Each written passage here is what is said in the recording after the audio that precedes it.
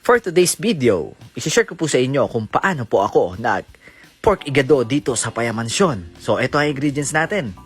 Oo, diba? Sabaw pa lang. Lumalapot na. Ito ang ingredients. Pork kasi, pork liver, garlic, onion, tomato, bell peppers, potato, carrots, green peas, soy sauce, vinegar, oyster sauce, at salt and pepper. Tapos, mag-umpisa tayo ngayon sa bawang, sibuyas, at kamatis.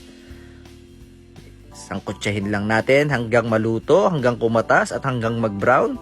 Lagay na natin yung bell peppers, pero wag natin ilalahat. Magtira tayo ng konti.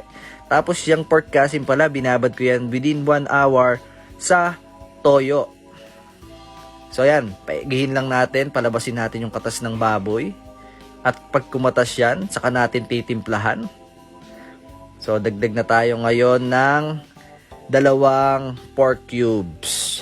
Tapos lagay na rin natin yung 2 bay leaf at 1 takip ng paminta na meron kami dito.